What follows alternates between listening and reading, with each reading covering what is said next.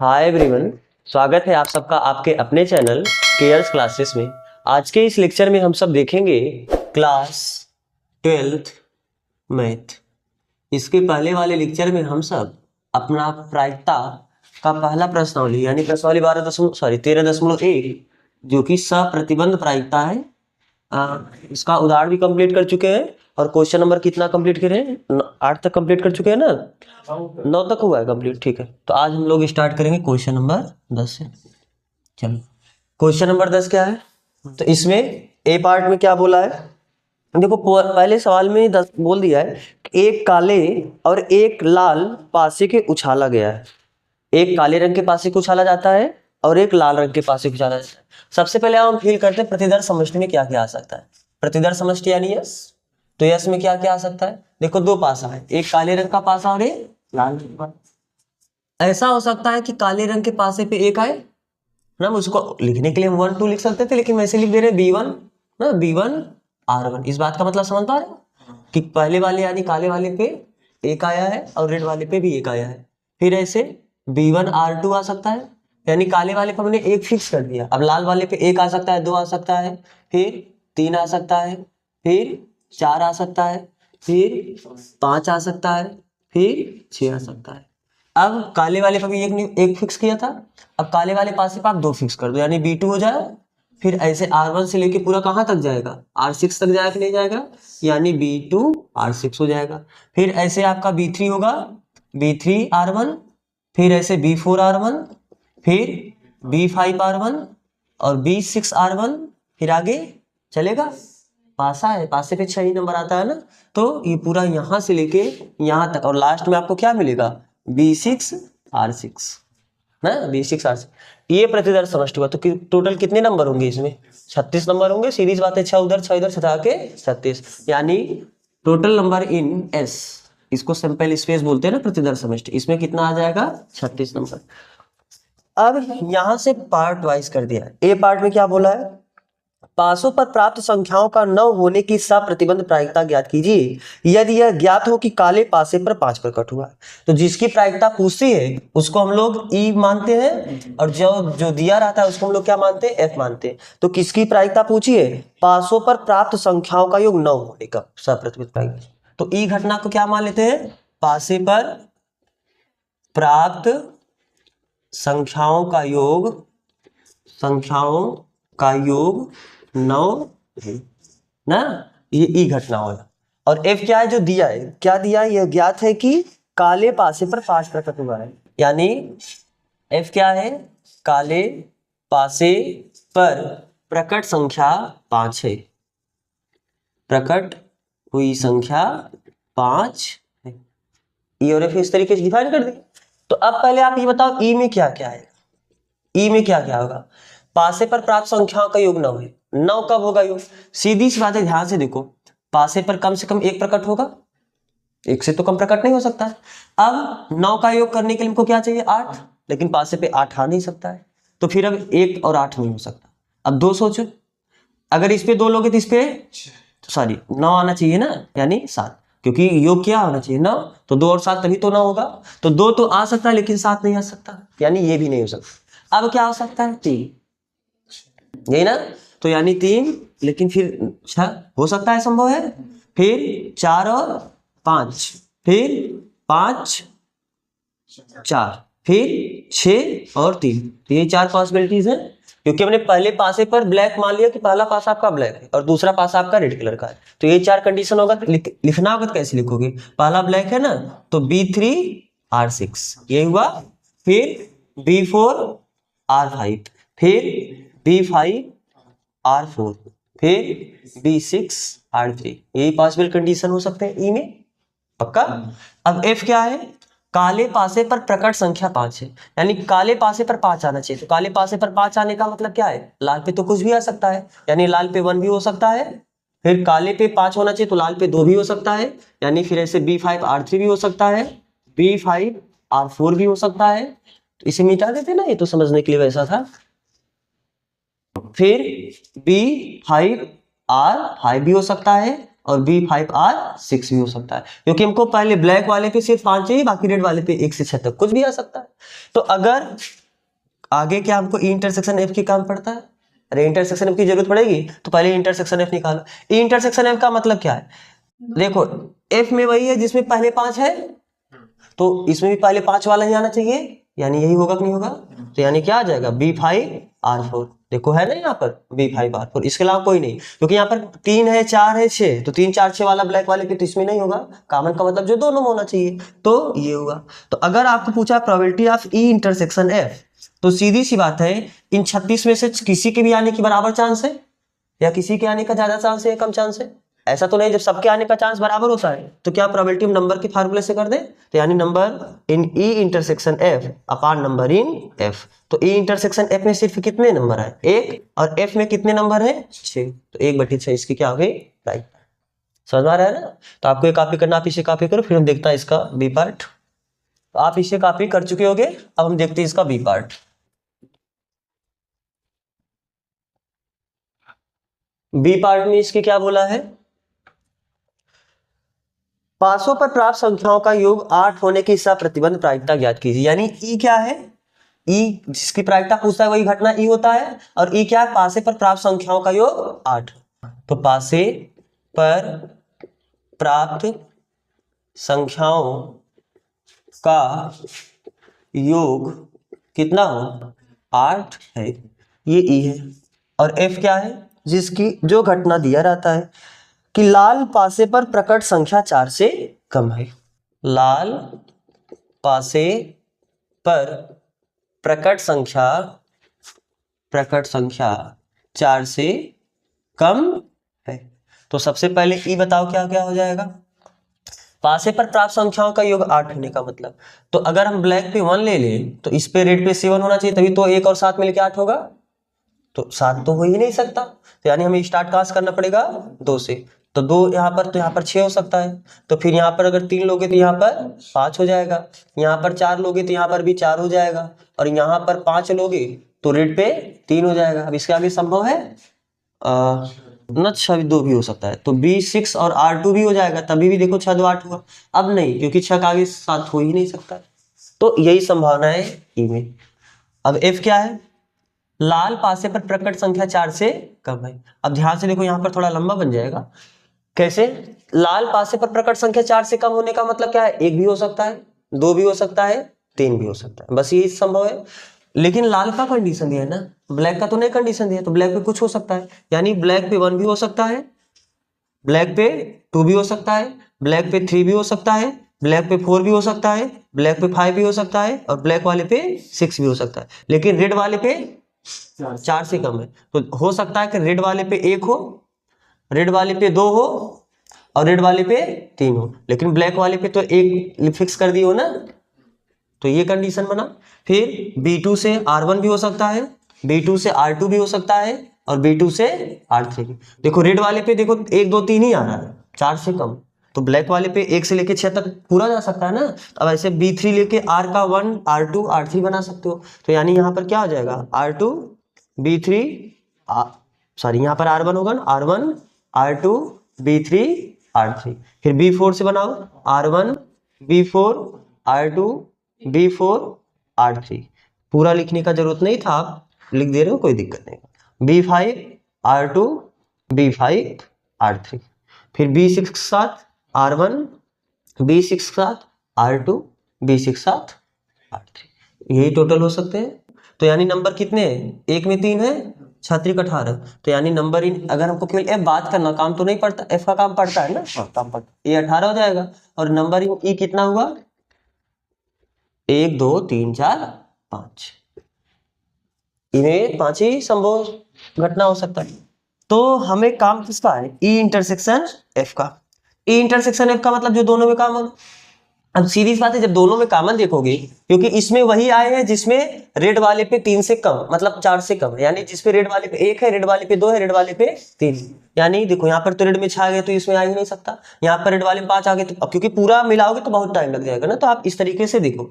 अब यहाँ पर रेड वाले 4 इसमें आ ही नहीं सकता है, हाँ रेड वाले पे 3 इसमें आया है, और रेड वाले पे 2 आया, यानी यही दोनों इंटरसेक्शन में आ गए, तो यानी इंटरसेक्शन में कितना आया, B5 R3, फिर B6R2 ना, बस ये दो इसमें आ सकते हैं।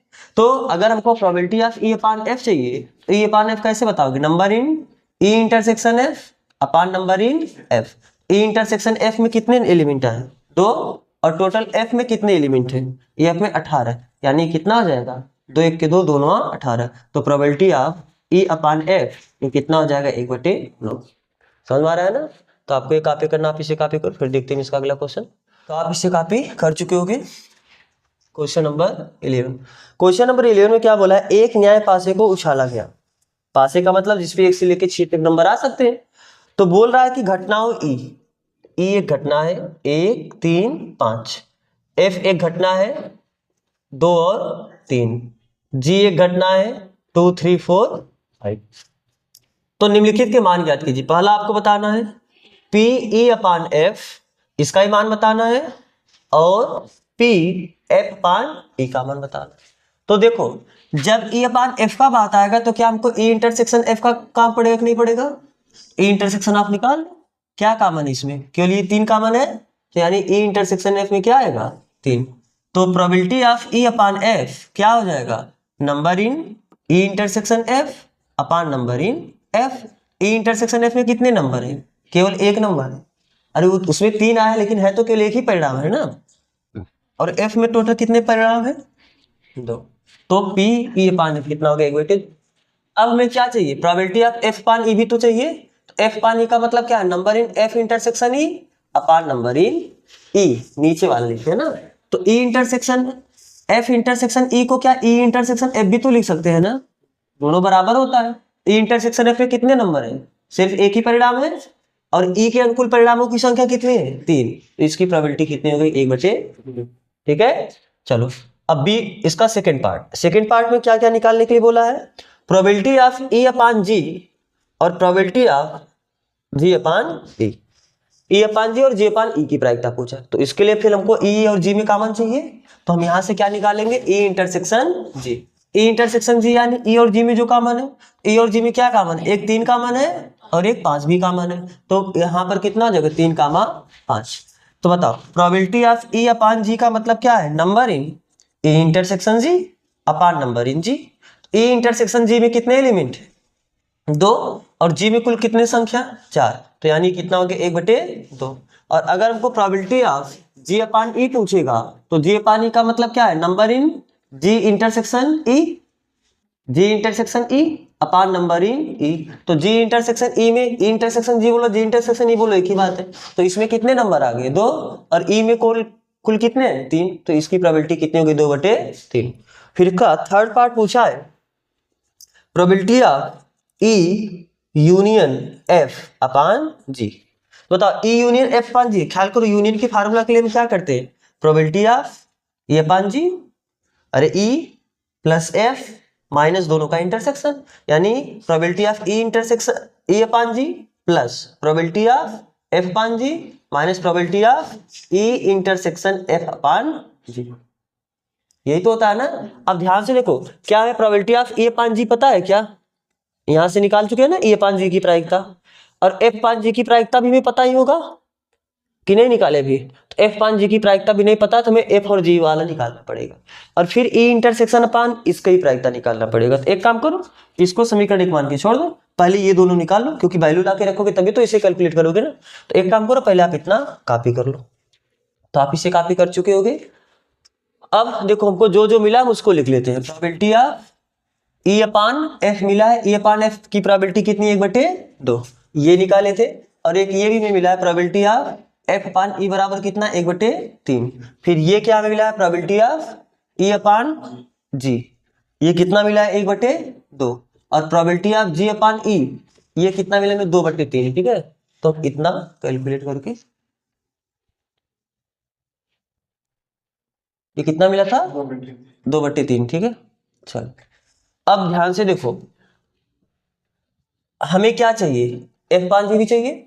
अगर probability of F upon G का मतलब क्या है? Number in F intersection G upon number in G। F और G में पहले कॉमन देख लो क्या है, तो F इंटरसेक्शन G निकालो। F और G में कॉमन सिर्फ और सिर्फ क्या है? 3। तो दो भी कॉमन, हाँ सॉरी दो भी कॉमन है, 2 और 3, तो कितने एलिमेंट हो गए इसमें 2, और जी में कुल कितने हुए 4, तो ये भी कितना हुआ 1/।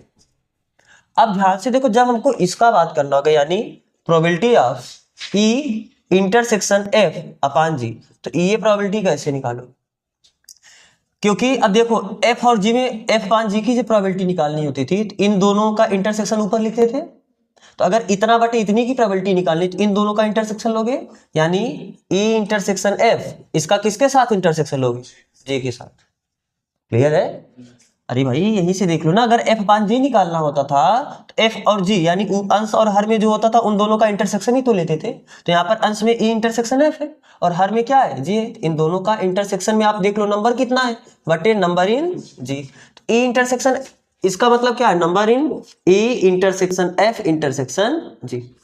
आपको बताए थे वहां पर इन दोनों में कॉमन देख के फिर इसमें कॉमन देख रहे हो, यानी तीनों में जो कॉमन आ गया, सीधी बात है, जैसे 3 बच्चा है, 3 बच्चे में आपको देखना तीनों में क्या सिमिलरिटी है, तो आप सीधा एक ही बार में देख लो तीनों में क्या सेम है, या इन दोनों में सेम देख लो क्या क्या है, फिर जो गुण सेम आया फिर उसका तीसरे के साथ देख लो, जो उसमें नहीं होगा वो तो अपने आप ही इसमें से हट जाएगा, तो आएगा तो वही जो तीनों में कॉमन होगा। तो अब देखो तीनों में कॉमन क्या है, तो आप यहाँ से निकाल लो ई इंटरसेक्शन एफ इंटरसेक्शन जी, ये तो चाहिए ना।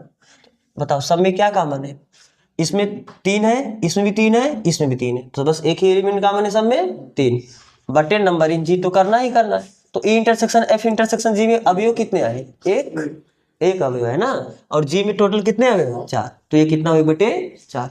तो क्या आप सभी वैल्यू में पता है कि नहीं पता है, तो ये सही वैल्यू लाके बस इसमें रख दो, तो यानी आप समीकरण 1 से आप बता सकते हो probability of E union F upon G बराबर कितना हो जाएगा, प्रोबेबिलिटी ऑफ ई अपान जी कितना है 1/2 plus probability of F upon जी का वैल्यू हम लोग यहाँ पर निकाले ना, एफ अपान जी का वैल्यू भी कितना 1/2 माइनस इंटरसेक्शन की प्रोबेबिलिटी 1/4। तो देखो जब हर बराबर होता है तो अंश को जोड़ देते हो क्या, और वैसे समझो ना आधा आधा जोड़ के कितना आ जाएगा 1 और माइनस 1/4, तो बटे 1 4 1 के 4 माइनस 1 1 यानी 3/7, तो ये आपका क्या हुआ इसका समझ में आया है ना।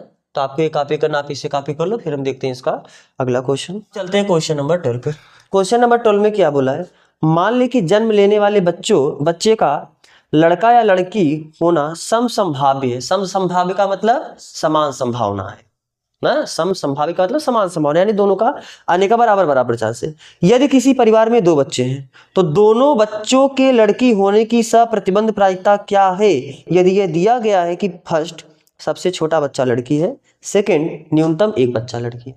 तो ध्यान से देखो, सबसे पहले यहाँ पर सिंपल स्पेस आपका क्या बनेगा, प्रतिदर्श समष्टि। प्रतिदर्श समष्टि में हो सकता है कि अब देखो यहाँ पर पहला दूसरा बोलो या छोटा बड़ा बोलो, सीधी सी बात है, जो पहला बच्चा होगा वो बड़ा होगा और जो दूसरा वाला होता है वो छोटा होता है। तो हम जो पहले नंबर पे लिखेंगे वो बड़े बच्चे के लिए लिख रहे होंगे और जो दूसरे नंबर पे लिखेंगे वो छोटे बच्चे। तो हो सकता है कि बड़ा बच्चा लड़का हो और छोटा बच्चा भी लड़का हो सकता है बड़ा बच्चा लड़का हो लेकिन छोटा बच्चा लड़की हो, ऐसा हो सकता है बड़ा बच्चा लड़की हो जाए और छोटा बच्चा लड़का हो जाए, ऐसा हो सकता है कि बड़ा और छोटा दोनों लड़की। क्या यही 4 पॉसिबिलिटीज है, तो 2 बच्चे के होने का यही संभावना है ना। तो आप एक लाइन अगर आपको लिखना है तो आप लिख सकते हो क्या कि, क्योंकि देखो सवाल कहाँ है आपको लैंग्वेज उठाना है, सवाल में क्या बोला है, मान ले कि जन्म लेने वाले बच्चे का लड़का या लड़की होना समसंभाव्य है। तो यदि किसी परिवार में 2 बच्चे, तो यदि किसी परिवार में 2 बच्चे हैं तो सीधा यदि किसी परिवार में 2 बच्चे हैं तो डैश देके आप सिंपल स्पेस लिख दो, ठीक है। अब क्या पूछा कि तो दोनों बच्चों के लड़की होने की सप्रतिबंध प्रायिकता क्या है, जिसकी प्रायिकता पूछते हैं उसको हम क्या बोलते हैं ई, अरे जिसकी प्रायिकता पूछता है उसको हम ई बोलते हैं ना। तो क्या बोल रहा है कि तो दोनों बच्चों के लड़की होने की सप्रतिबंध प्रायिकता क्या है, यही तो प्रायिकता पूछ लिया। तो किसकी प्रायिकता पूछा, दोनों बच्चों के लड़की होने की, तो ई क्या है, दोनों बच्चों का लड़की होना। तो बताओ इसमें क्या क्या आ जाएगा, दोनों बच्चों का लड़की होने का मतलब ये जी आएगा कि नहीं आएगा, देखो इसमें दोनों बच्चे लड़की। फिर अब क्या बोल रहा है कि यदि यह दिया गया है, तो जो दिया गया रहा था उसको हम एफ बोलते हैं। अब एफ 2 पार्ट में दिया है, फर्स्ट क्वेश्चन में एफ कुछ है और सेकंड क्वेश्चन में एफ कुछ अलग है। पहले क्वेश्चन में एफ क्या दिया है, सबसे छोटा बच्चा लड़की है। एफ क्या है, सबसे छोटा बच्चा लड़की है। तो बताओ जब सबसे छोटा बच्चा लड़की है तो इसमें क्या आएगा, बड़ा कुछ भी तो हो सकता है, बड़ा कुछ भी हो सकता है। छोटा वाला किस नंबर पे है, दूसरे नंबर पे, अरे देखो हम पहले बड़े वाले के लिखे फिर छोटे वाले के लिखे ना, तो यानी छोटा यानी दूसरे नंबर पे लड़की ही आनी चाहिए। तो दूसरे नंबर पे लड़की आने का मतलब पहले पोजीशन पे नहीं पता, लेकिन दूसरे पे तो लड़की ही आनी चाहिए। तो पहले पे लड़का भी आ सकता है, पहले पे लड़की भी आ सकता है, यानी पहले पे बॉयज भी हो सकता है और पहले पोजीशन पे गर्ल्स, लेकिन दूसरे पे क्या होना है, गर्ल्स ही होना है। तो यही होगा कि नहीं होगा इसमें, ठीक है। तो बस अब अगर प्रोबेबिलिटी निकालना तो सबसे पहले हमको ई इंटरसेक्शन एफ निकालना पड़ेगा। ई इंटरसेक्शन एफ में ये जी जी आएगा नहीं आएगा, अरे ई तो यही है ना और एफ ये है, तो इन दोनों में कॉमन ये जी जी ही तो होगा। तो अब probability of E upon F का मतलब क्या आता है, प्रोबेबिलिटी ऑफ सॉरी या नंबर से बात करते हैं ना, number E of E intersection F upon number in F. E intersection F के अनुकूल परिणामों की संख्या बटे एफ के अनुकूल परिणामों की संख्या। ई इंटरसेक्शन एफ में कितने नंबर आए और एफ में कितने नंबर है, तो इसका चांस कितना होगा बेटे, तो फिर क्या पूछा है सेकंड में आपका जो एफ है यानी जो कंडीशन है वो कंडीशन कुछ इस तरीके से डिफाइन किया है कि न्यूनतम एक बच्चा लड़की है, न्यूनतम एक बच्चा क्या है, लड़की।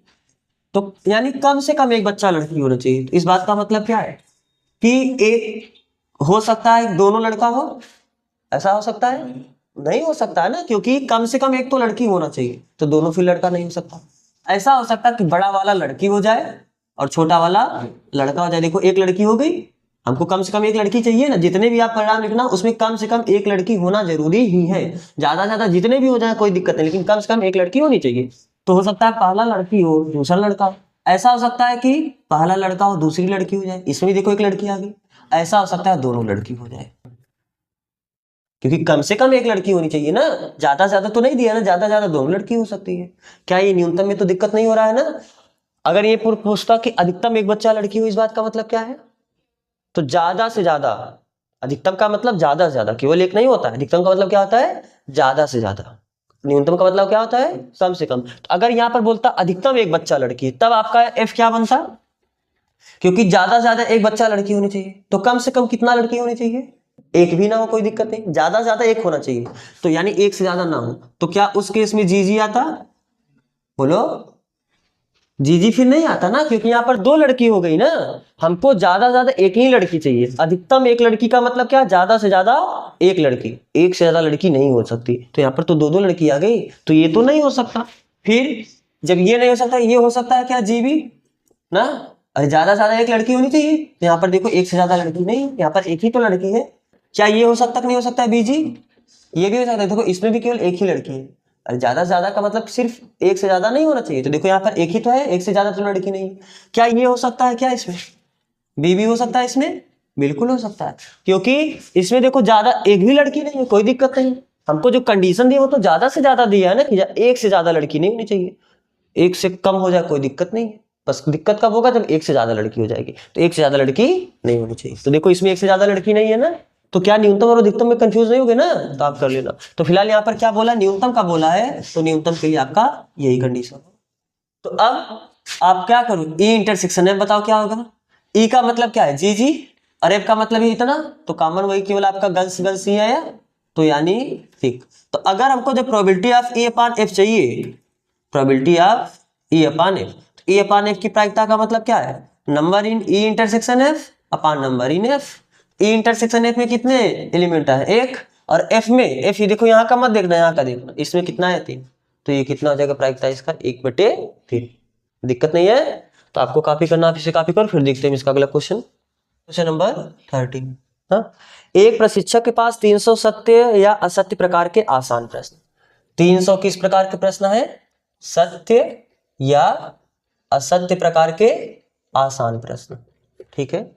फिर 200 सत्य या असत्य प्रकार के कठिन प्रश्न है।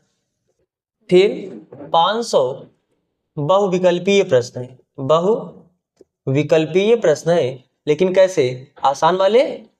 और 400 बहुविकल्पीय प्रश्न है, कैसे वाले, बहुविकल्पीय प्रश्न है लेकिन कठिन वाला। तो क्या बोला है इसमें,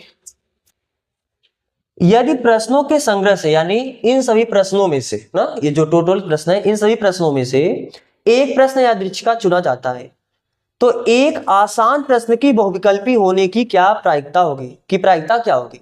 यानी जब हम चुनते हैं उसमें बोला कि एक आसान प्रश्न की, यानी जो आप चुन रहे हो वो क्या हो, आसान हो, लेकिन ये दिया कि वो प्रश्न कैसा होना चाहिए, बहुविकल्पी होना चाहिए। देखो सवाल का मतलब क्या है, एक आसान प्रश्न की बहुविकल्पी होने की प्रायिकता क्या होगी। यानी जो चुने हो आपको प्रायिकता निकालना है कि उसकी क्या प्रायिकता होगी, वो आसान है, लेकिन ये शर्त दे दिया कि वो बहुविकल्पी होना चाहिए। अरे बोला ना बहुविकल्पी होने की, यानी बहुविकल्पी हो रहा है, तो जो हो रहा है वो क्या है, एफ, और जिसकी प्रायिकता पूछते हैं उसको क्या बोलते हो, ई। तो ई और एफ का मतलब समझ पाए ना।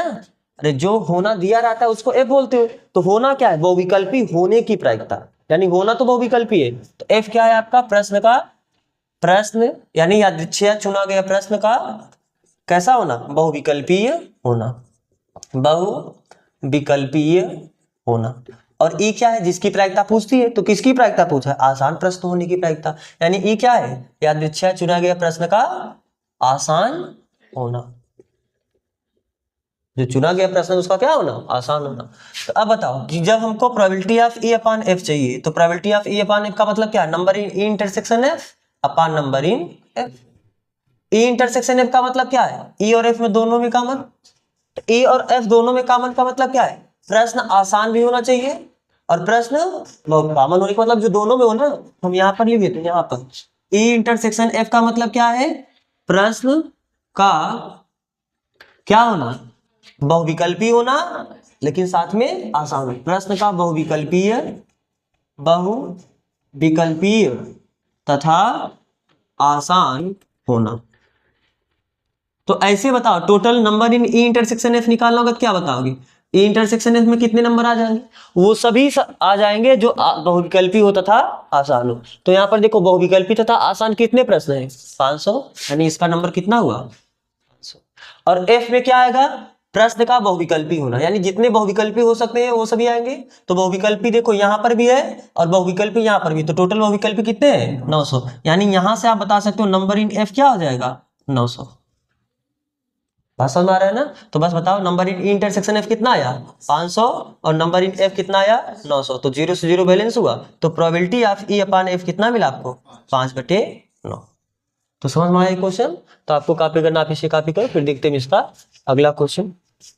अब देखो क्वेश्चन नंबर 14 में बोला है कि यह दिया गया है, तो जो दिया गया है यानी एफ ना, यह दिया गया है कि दो पासों को फेंकने पर प्राप्त संख्याएं भिन्न भिन्न हैं, यानी दोनों पर समान संख्या नहीं आनी चाहिए, दोनों पर भिन्न भिन्न संख्या आनी चाहिए। दोनों संख्याओं का योग 4 होने की प्रायिकता क्या है। अब सीधी सी बात है, यहाँ पर बताओ ये कौन सा क्वेश्चन है, 14। प्रतिदर्श समष्टि में कुल कितने नंबर आएंगे, दो पासे का बात हो रहा है, 36 नंबर आएंगे। यानी हम नंबर इन एस अगर बोलना तो क्या हो सकते हैं, 36। तो क्या एस पूरा लिखना पड़ेगा, नहीं, बार बार नहीं लिखते, अगर लिखना तो आप पूरा एस लिख सकते हो ना। यह दिया है, जो दिया उसको एफ बोलते हैं और जिसकी प्रायिकता पूछता है उसको ई बोलते हैं। तो किसकी प्रायिकता पूछिए, दोनों संख्याओं का योग 4 होने की प्रायिकता, यानी दो पासे को फेंको, दोनों पासे पे कुछ न कुछ संख्या आएगा, उन संख्याओं का योग कितना हो, 4 हो।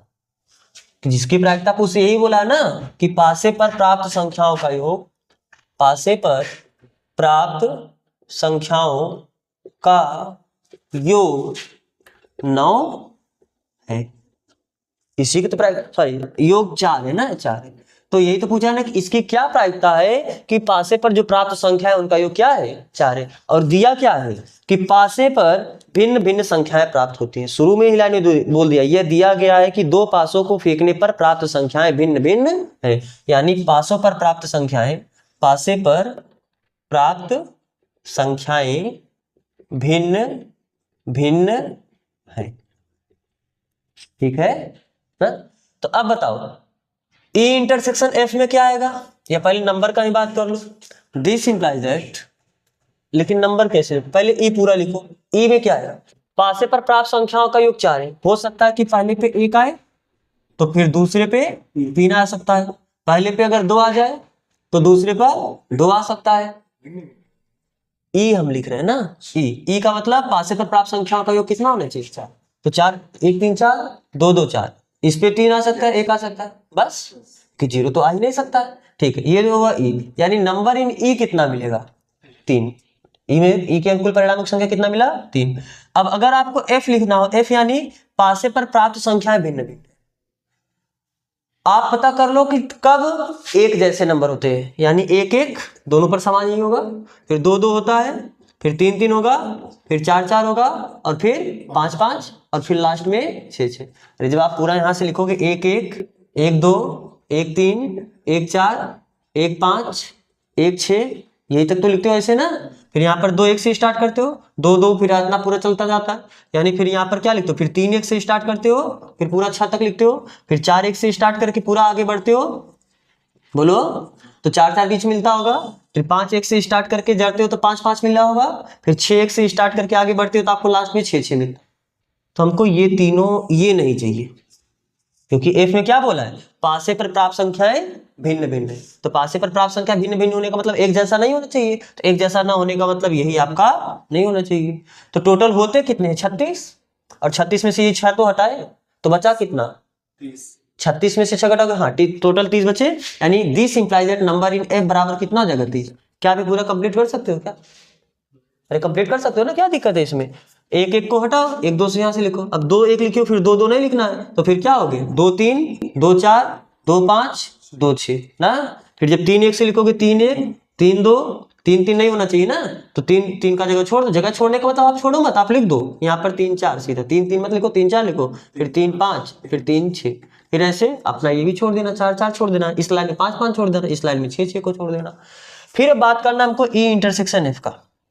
ई इंटरसेक्शन एफ का मतलब क्या है, हमको वही संख्या चाहिए जो, पहली बात ई में क्या है, जिनका योग 4 है सिर्फ वो आ रहे हैं, और इसमें वे सभी आ रहे हैं जो एक जैसे नहीं है। तो एक जैसे वाले इसको ये तो हट जाएगा, एक तीन भी तो होगा कहीं ना कहीं, और तीन एक भी होगा, तो यानी ई इंटरसेक्शन एफ में क्या आएगा, एक तीन आएगा और तीन एक आएगा, क्योंकि योग 4 भी होना चाहिए और संख्या भिन्न भिन्न भी होना चाहिए, दोनों को सेटिस्फाई करेगा ना ये इंटरसेक्शन है। तो बस, तो आपको अगर probability of E upon F पूछा है तो ई अपान एफ की प्रोबेबिलिटी कैसे निकालोगे, number in E intersection F upon number in F. E intersection F में कितने नंबर आए, 2, और एफ के अनुकूल टोटल कितने नंबर आए, 30, तो यानी इसका प्रायिकता कितना होगा, 1/, समझ में आया है ना। तो आपको ये कॉपी करना, आप इसे कॉपी करो, फिर देखते हैं इसका अगला क्वेश्चन। क्वेश्चन नंबर 15 में क्या बोला, एक पासे को फेंकने के परीक्षण पर विचार कीजिए, यानी हमको एक पासा फेंकना है, तो जब एक पासे फेंकते हो तो टोटल 6 नंबर आ सकते हैं। फिर आगे क्या बोला है, यदि पासे पर प्रकट संख्या 3 का गुणज है तो पासे को पुनः फेंके, और यदि कोई अन्य संख्या प्रकट हुआ तो एक सिक्के को उछालो। क्वेश्चन आप एग्जांपल में पाए हो ना, लास्ट एग्जांपल आपका था, ख्याल करो, वहां पर आपको बोला एक सिक्के उछालो, तो सिक्के उछालने पर हेड टेल आ सकता था, अगर हेड आया है तो फिर से एक सिक्का उछाला यानी फिर से हेड टेल आ सकता था, और अगर टेल आया तो आपने एक पासा उछाला यानी 1 से लेकर 6 तक संख्या आ सकती थी। इसका चांस 1/2 1/2 है, इसके भी चांस 1/2 1/2 था, इसका 1/6, और जब टोटल फाइनल यानी हेड हेड का निकालना था प्रायिकता, 1/2 1/2 गुणा करके 1/4 बोले थे कि नहीं बोले थे, तो सेम वैसा ही क्वेश्चन है। आओ समझते हैं इसमें क्या बोला है। तो इसमें भी वृक्ष आरेख बना के हम लोग करेंगे कैसे, एक पासे को फेंकने के परीक्षण पर विचार कीजिए। अगर आपने एक पासे को फेंका तो 1 आ सकता है, 2 आ सकता है, 3 आ सकता है, 4, 5 और 6 ये आ सकते हैं। इनमें से किसी के भी आने की प्रायिकता क्या 1/6 है कि नहीं है, बोलो, सबके आने की प्रोबेबिलिटी 1/6। फिर क्या बोला है, यदि पासे पर प्रकट संख्या 3 का गुणज है, 3 का गुणज यानी या तो 3 हो और या तो 6, यही तो 3 का गुणज, 3 का गुणज यानी 3 का मल्टीपल, 3 1 के 3, 3 दूनी 6, 2 है। तो अगर पासे पर प्रकट संख्या 3 का गुणज है तो पासे को पुनः फेंके, यानी अगर ये आया तो फिर से पासे फेंकेंगे, तो फिर से पासे फेंकोगे तो टोटल 6 पॉसिबिलिटी है, 1 2 3 4 5 6, यानी थोड़ा हम छोटा करते हैं क्योंकि भी इसके आगे भी इनको लिखना होगा। तो 1 2 3 4 5 6, यानी इसकी भी प्रायिकता फिर 1/6 हुआ, इसका भी 1/6, इसका भी 1/6, इसका भी 1/6, इसका भी 1/6, इसका भी 1/6। फिर 6 आया तो फिर से आप पासे को फेंके हो ना, यानी 1 2 3 4 5 6, तो क्या इन सभी का भी चांस 1/6 1/6 ही होगा ना। चलो, और क्या बोला है, यदि संख्या 3 का गुणज नहीं है तो एक सिक्के को उछाले, यानी एक सिक्के को उछाले यानी हेड और टेल आ सकता है, हेड और टेल आ सकता है, यहां से भी आपको हेड और टेल मिलेगा, यहां से भी हेड और टेल मिलेगा, तो हेड और टेल का तो चांस 1/2 होता है कि नहीं होता है, बोलो, 1/2 1/2 सबका चांस हो जाएगा। तो यहां से फाइनली आपको निष्कर्ष क्या मिला, 1 और हेड मिला। फिर देखो पहली बार 1 आया है और यहाँ पर हेड आया यानी 1 और हेड, तो 1 और हेड का पॉसिबिलिटी, इसका 1 आने का चांस 1/6 और हेड आने का चांस 1/2, तो यानी 6 दूनी 12, इसके प्रायिकता कितने 1/2। फिर ऐसे 1/12, हाँ यहाँ पर कितना जगह 1/12। फिर यहाँ पर 1 और टेल आएगा तो 1 टेल आने की पॉसिबिलिटी 1/12। तो क्या आप इस प्रकार से पूरा चार्ट कंप्लीट कर सकते नहीं? जैसे यहाँ पर हेड, यहाँ से क्या मिला आपको 2 और हेड मिला, इसकी पॉसिबिलिटी 1/12 हुई। फिर ऐसे यहाँ से जो टेल मिला इसकी पॉसिबिलिटी 1/12 हो जाएगी। लेकिन इन सभी में से किसी की पॉसिबिलिटी, जैसे यहाँ पर 3 और 3 का लिखना हो तो 3 और 3 की पॉसिबिलिटी कितना, 3 की पॉसिबिलिटी 1/6 है और ये 3 आने की प्रायिकता 1/6 है, तो 1/6 मिलकर कितना जाएगा 1/36। बात समझ में आ रहा है ना? तो क्या इस तरीके से आप पूरा चार्ट कंप्लीट कर सकते हो? तो फिर हम लोग ये चार्ट अच्छे से अपना समझ के बनाते हैं, शार्ट में थोड़ा भर के। चलो यहाँ पर क्या हुआ, जब आपने पासे को फेंका तो आपको क्या मिला होगा, 1 से लेके 6 तक कोई संख्या मिली होगी, यानी 1 2 3 4 5 6, और सभी के आने की प्रायिकता कितनी होगी 1/6। ठीक है। अब अगर जब 3 आया है, आप क्या कर रहे हो, या मतलब 3 का गुणज होने का मतलब 3 और 6 है, तो फिर से आप एक पास से कुछ उछाले हो। और जब 1 और 2 और 4 और 5 आया तो आपने एक सिक्के को उछाला।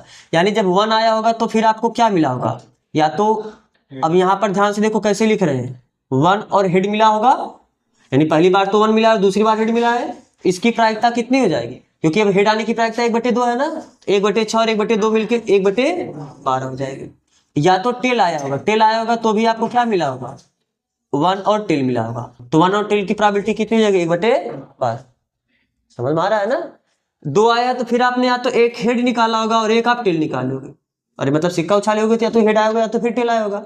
तो यानी मिला फाइनली क्या होगा, पहले 2 तो मिल चुका है और फिर अब हेड मिला है, और 2 तो मिल चुका है तो या तो टेल मिला होगा, ये 2 चांस है। और हेड और टेल आने का प्रायिकता 1/2 है, तो हेड 2 और हेड देखो 2 आने का प्रायिकता 1/6 है, क्योंकि जब 2 और h की प्रायिकता निकालोगे कैसे निकालोगे, 2 की प्रायिकता इंटू h की प्रायिकता, तो 2 की प्रायिकता कितनी है 1/6, और हेड आने का प्रायिकता कितनी होती है 1/2, तो ये कितना आ जाएगा, गुणाई तो करोगे तो कितना आ जाएगा, 2 और हेड की प्रायिकता 1/12। 2 और टेल की प्रायिकता कैसे निकालोगे, 2 और टेल की प्रायिकता का मतलब 2 की प्रायिकता, 2 आने की प्रायिकता कितनी है 1/6, और टेल आने की प्रायिकता तो 1/2 है, तो यानी इसकी प्रायिकता कितनी होगी 1/12। समझ में आया ना? अब जब 3 आया है तो 3 आने पे देखो बहुत सारा चांस है, तो यहाँ पर हम थोड़ा इसको, आप जब बनाना तो आप बड़ा करके बनाना, हम थोड़ा ऐसे लिख दे रहे हैं समझ लेना। जब 3 आया है तो आपने एक पासा उछाला है, तो पासा उछाला तो यानी फिर एक आ सकता है, पासा उछाले तो फिर थोड़ा इसको बड़ा करते हैं ना, 3 1 आया होगा, 3 2 आया होगा, फिर 3 3 आया होगा, फिर 3 4 आया होगा, फिर 3 5 आया होगा, और फिर 3 6 आया होगा। ये पॉसिबिलिटीज है कि नहीं है? अब बताओ 3 आने की प्रायिकता कितनी है 1/6, और फिर 1 आने की प्रायिकता 1/6, तो 1/6 यानी 1/36, तो सबका 1/36 हो जाएगा, 1/36 1/36 और 1/36। और जब 4 आया तो यहाँ पर देखो, तो आप फिर से एक हेड और टेल मतलब सिक्का उछालोगे, यानी हेड आया होगा या तो टेल आया होगा। जब हेड आया होगा और टेल आया होगा तो यानी कहने का मतलब क्या है, पहली बार तो 4 मिल चुका है, फिर हेड मिला होगा, फिर 4 के साथ आपको टेल मिला होगा, तो इसकी प्रायिकता वही 1/12 हो जाएगा, नहीं हो जाएगा 1/12। फिर 5 के साथ 5 हेड मिलेगा और 5 टेल मिलेगा, तो 1/12 और 1/12, और 6 के साथ फिर वही 6 कंडीशन हो जाएगा, क्योंकि जब 6 आया 3 का मल्टीपल आया तो आपने क्या किया, एक पासे को उछाला है, तो यानी एक पासे में यहाँ पर 6 तो आ चुका है ना, और फिर इसके साथ 1 आएगा, तो यानी 6 1 6 2 6 3 6 4 और फिर 6 5 और 6 6, तो इन सब का प्रायिकता कितना आ जाएगा 1/36 1/36 1/36 1/36 1/36 1/36। तो ये सभी ये फिर ये सभी प्रतिदर समष्टि के ही तो आउटपुट है कि नहीं है? अरे प्रतिदर समष्टि में ये सभी आ सकते हैं। इतना लिखना आपके लिए क्या हो जाएगा, फिर से हम क्या एस करके पूरा लिखे, कोई काम नहीं है। तो सीधा आप बता दो प्रतिदर समष्टि में कुल संख्या कितने होंगे, 2 यहाँ पर 2 यहाँ पर 2 2 4, फिर 6 4 10 11 12 13 14 और 14 6 20, यानी टोटल कितने, तो नंबर इन्हें कितने हो जाएंगे 20। अरे प्रतिदर समष्टि में तो टोटल 20 परिणाम आ सकते हैं। फिलहाल इसका प्रतिदर समष्टि का कहाँ काम पड़ता है, लेकिन लिख देते हैं वैसे, तो आप लिख दोगे सीधा वृक्षारेख से सभी प्रतिदर समष्टि तथा उनकी प्रायिकताओं को स्पष्ट किया गया है ना। वृक्षारेख में सभी प्रतिदर समष्टि के सभी अवयव तथा उनकी प्रायिकता को दर्शाया गया है। तो हम सभी की प्रायिकता को और उसमें प्रतिदर्श समष्टि में क्या क्या आ सकता है उसको वृक्षारेख में फिर से अलग से लिखना कोई मतलब नहीं है। और वृक्षारेख आप सही से बना दो ना, बस आप एक लाइन लिख देना कि वृक्षारेख में सभी संभव प्रतिदर्श समष्टि के अवयव तथा उनकी प्रायिकता को निरूपित किया गया है, दर्शाया गया है, जो भी आप लिख दो।